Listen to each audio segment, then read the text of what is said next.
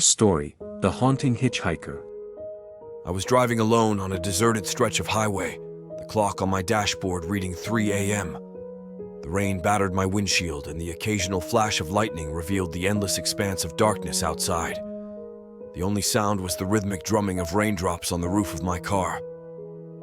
As I navigated the lonely road, my headlights caught a figure in the distance. It was a hitchhiker, soaked to the bone and standing beneath the unforgiving downpour. My heart went out to them and I decided to pull over and offer a ride. The hitchhiker climbed into the car, their clothes dripping puddles onto my seat. They mumbled a weak thanks and settled into the passenger seat, their face hidden beneath the hood of their jacket. I couldn't see much, but I could tell they were young and trembling. We drove in silence, the only sounds being the rain outside and the occasional crackle of the radio. I stole a glance at the hitchhiker, but their face remained shrouded in darkness. Something about them felt off, and a shiver crept down my spine. Out of curiosity, I tried to strike up a conversation. "Where are you headed?" I asked, but there was no response. The hitchhiker remained eerily silent, staring out into the storm. As minutes turned into miles, my unease grew. The rain showed no sign of letting up, and I began to doubt my decision to pick up this mysterious traveler. I reached for the radio to break the silence when suddenly, the hitchhiker spoke. "Can you see them too?" Their voice was a barely audible whisper, carrying an air of dread. I had no idea what they were talking about. "See who?" I asked. "The passengers," they replied, still not turning to look at me. "The ones in the back seat." My heart hammered in my chest, and I dared to glance in the rearview mirror. What I saw made my blood run cold. In the back seat of my car were several shadowy figures, their eyes vacant and hollow, their clothes soaked and tattered. Panic gripped me and I swerved the car. The figures in the back seat remained motionless, but the hitchhiker beside me seemed unfazed. "We're not alone," they whispered. I demanded they explain, but they refused to say more. As I drove on, the figures in the back seat seemed to come to life, reaching out with ghostly hands and sending shivers down my spine. I couldn't take it any longer.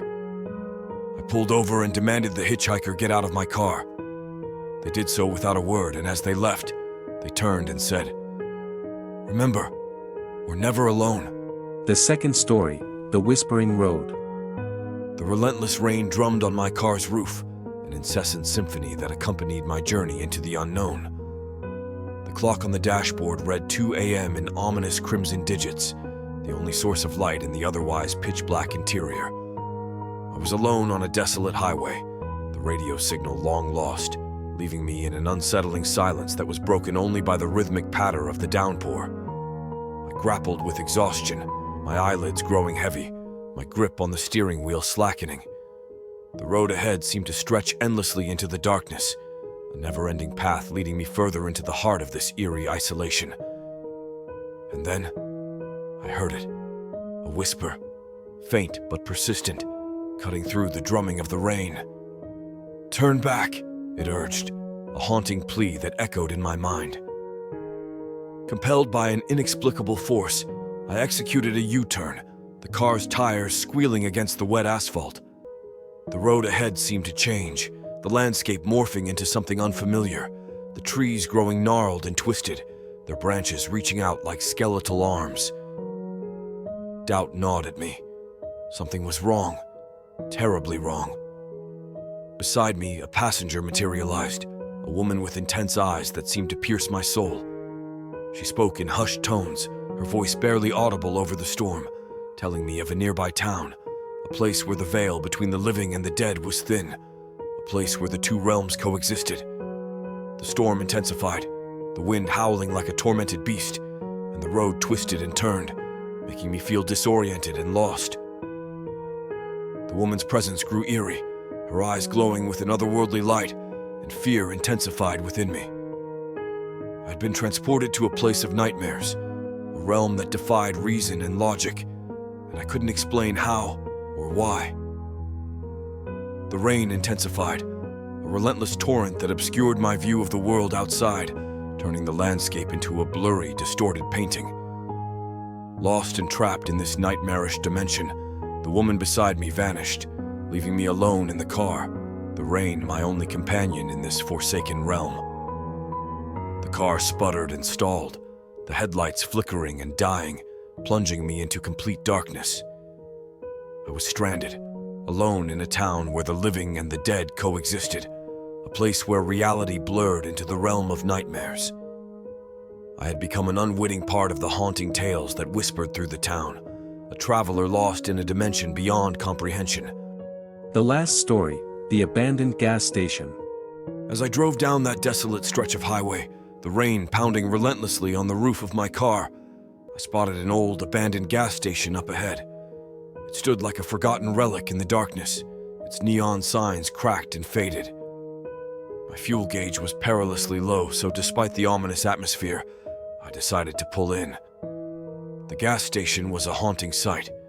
Broken windows and weeds overtaking the lot gave it an air of desolation. The rain seemed to intensify as I got out of the car, drenching me instantly. I shivered, my steps echoing in the silence as I approached the rusty pump. With trepidation, I lifted the nozzle, hoping to find some remaining drops of fuel. But as I squeezed the handle, an eerie, dry click echoed through the night. The pump was empty, and I was stranded in this eerie place. I scanned the area, my eyes catching a flicker of movement in the broken window of the convenience store. Heart pounding, I ventured closer. The door creaked open with a ghostly groan, and I hesitantly stepped inside. The interior was a time capsule of a forgotten era. Dusty shelves held old, decaying snacks, and faded advertisements lined the walls. The rain beat mercilessly on the roof above, creating a disconcerting rhythm. I had a gnawing feeling that I was not alone. Then, from the shadows, a voice whispered, faint and haunting. "Turn back," it urged, sending shivers down my spine.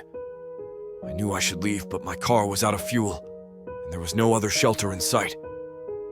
I pressed on, my footsteps echoing through the empty aisles. The voice grew louder and more insistent. "Turn back." Panic coursed through me as I realized the voice was coming from the ancient cash register. I pushed it open to reveal an old, sepia-toned photograph. It was a group of people, their eyes hollow and their expressions twisted in fear. The rain outside had become a deluge, and the roof above began to leak, forming puddles on the cracked linoleum floor. Desperation overcame me, and I turned to leave, but the door wouldn't budge. I was trapped, and the whispering voice grew louder, echoing in my ears. It was a chorus of the forgotten, urging me to join them. As I stood there, surrounded by the past and the relentless rain, I realized that the abandoned gas station held more than memories. It held the souls of those who had been lost to the storm. I was just another traveler, lured by desperation, about to become a part of the haunting stories that echoed through the night.